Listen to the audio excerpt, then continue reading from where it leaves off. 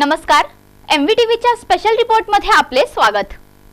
नवी मुंबई महानगरपालिकेला 2014 पासून उपलब्ध झालेल्या CSR निधीची विस्तृत माहिती देण्याची आमदार सुमनताई म्हात्रेंची पालिका आयुक्तांकडे पत्राद्वारे मागणी। नवी मुंबई महानगरपालिकेला सन 2014 पासून उपलब्ध झालेला CSR निधी आणि त्याचा केलेला वापर याची माहिती येत्या 8 दिवसात देण्याची विनंती बेलापूर विधानसभा क्षेत्राच्या आमदार सुमनताई म्हात्रे यांनी नवी मुंबई महापालिका आयुक्त अभिजित बांगर यांच्याकडे पत्राद्वारे केली आहे।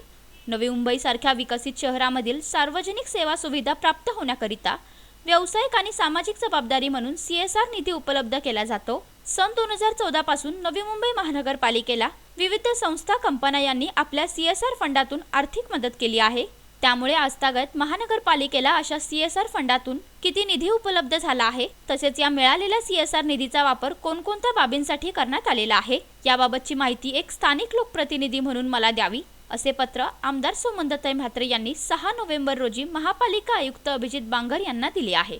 सदर माहितीच्या अनुषंगाने महानगरपालिका प्रशासनाने मला CSR निधीबाबत अहवाल दिल्यास त्याचा मला आढावा घेता येईल। त्यामुळे सदरची माहिती येत्या 8 दिवसात द्यावी अशी विनंतीही आमदार सुमनताई म्हात्रे यांनी महापालिका आयुक्त अभिजित बांगर यांच्याकडे केली आहे। MVTV न्यूज आजच्या स्पेशल रिपोर्टमध्ये इतकेच। नमस्कार।